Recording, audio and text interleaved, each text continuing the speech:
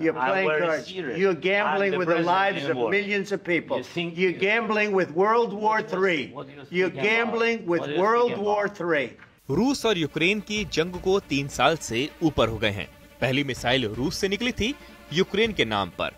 Mariupol missile attack से दहला, फिर एक के बाद एक शहरों पर रूस के राष्ट्रपति व्लादिमीर पुतिन ने आग बरसा दी। दुनिया सकते में थी। तीसरे वर्ल्ड वॉर की बड़ी भविष्यवाणी होने लगी थी।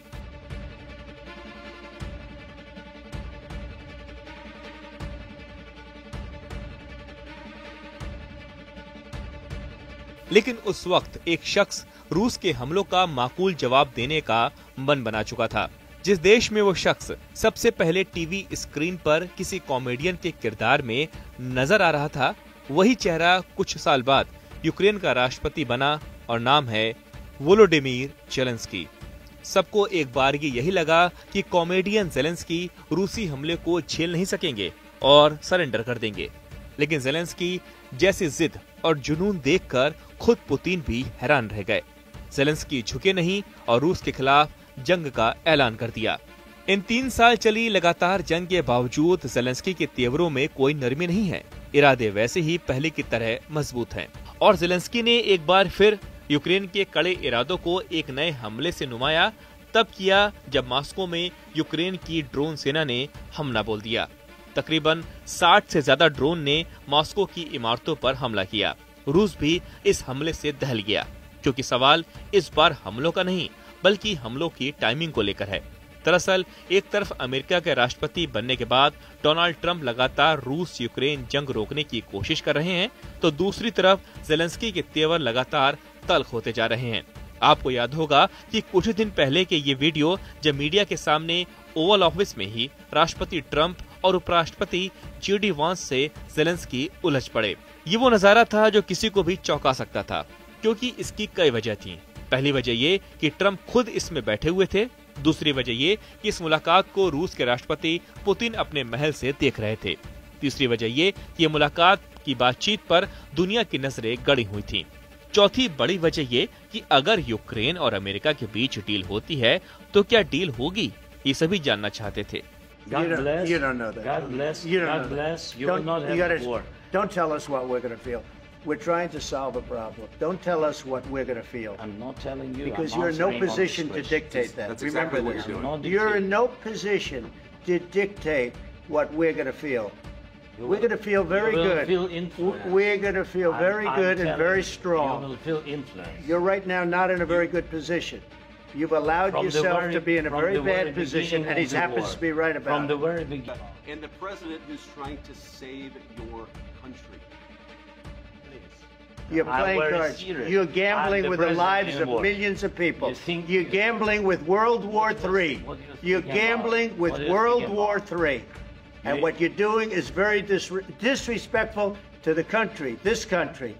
That's back to you, far more than a lot of people said they should have. Have you said thank you once? मुलाकात से पहले सबको ये लग रहा था कि ज़ेलेंस्की सिर्फ किसी पपेट की तरह व्यवहार करते दिखेंगे और ट्रंप जहां जहां उनसे कहेंगे वो दस्तखत करते जाएंगे, क्योंकि रूस को जंग से रोकने के लिए खुद ज़ेलेंस्की बेताब हैं। लेकिन हुआ इसका ठीक उल्टा। ज़ेलेंस्की ने ट्रंप को ही अपने ऑफिस में खरी खोटी सुना दी और वहां से बिना डील किए निकल गए। ट्रंप हैरान थे। यूक्रेन के मंत्री माथा पकड़कर बैठ गए। उपराष्ट्रपति JD वांस भी निशब्द हो गए।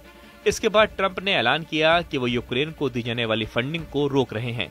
तब एकदम से यूरोपीय देश ज़ेलेंस्की के सपोर्ट में सामने आए। ब्रिटेन के प्रधानमंत्री कीर स्टारमर ने जिस तरह से ज़ेलेंस्की को गले लगाकर स्वागत किया, वो बहुत कुछ बयां कर रहा था। तो अब ज़ेलेंस्की सऊदी अरब पहुंच गए, जहां क्राउन प्रिंस मोहम्मद बिन सलमान ने उनकी आगवानी की। रूस यूक्रेन जंग से भले ही यूक्रेन तबाह हो रहा हो, लेकिन ज़ेलेंस्की एक लड़ाके की तरह उभर कर सामने आए हैं।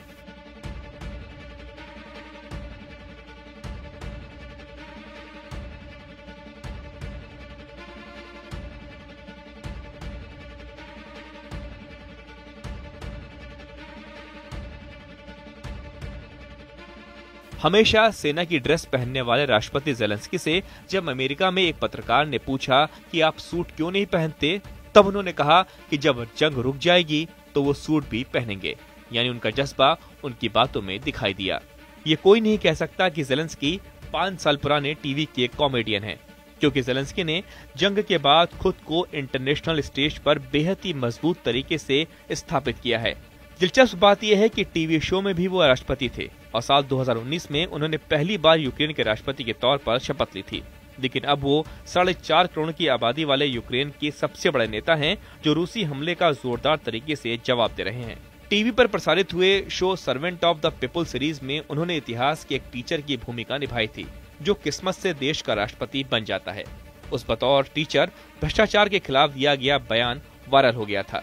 यूक्रेन के यहूदी परिवार में जन्मे ज़ेलेंस्की ने कीव नेशनल इकोनॉमिक यूनिवर्सिटी से कानून की डिग्री हासिल की है। साल 2003 में उन्होंने एक टीवी प्रोडक्शन कंपनी बनाई, जो उनकी कॉमेडी टीम केवारताल 95 के नाम पर थी और ये हिट रही।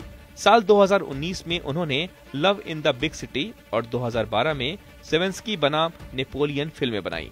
साल 2019 में हुए राष्ट्रपति चुनाव में उन्हें 70% से ज्यादा वोटों से शानदार जीत मिली।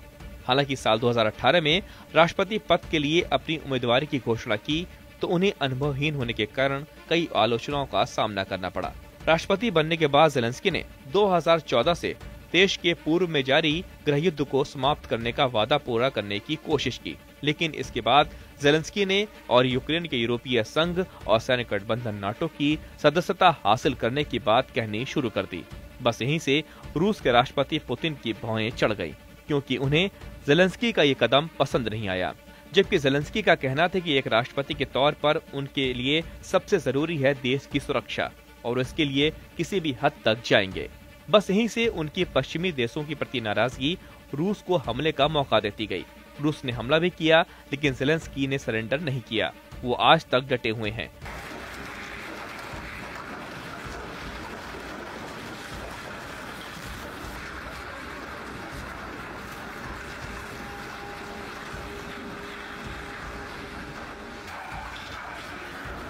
बड़ी बात यह है कि रूस के साथ युद्ध विराम समझौता करवाने की कोशिश में ज़ेलेंस्की सिर्फ शर्तें मानने के लिए ही टेबल पर नहीं बैठेंगे, बल्कि वो अपनी शर्तें भी रखेंगे।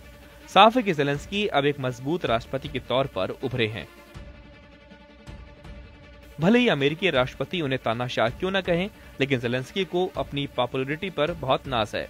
कई सोशल मीडिया रिपोर्ट्स में ज़ेलेंस्की के अरबपति होने का दावा किया जाता है। हालांकि फोर्ब्स ने एक रिपोर्ट में कहा था कि 2022 में जब रूस ने यूक्रेन पर आक्रमण किया था, तब राष्ट्रपति ज़ेलेंस्की की दौलत लगभग $20 मिलियन थी।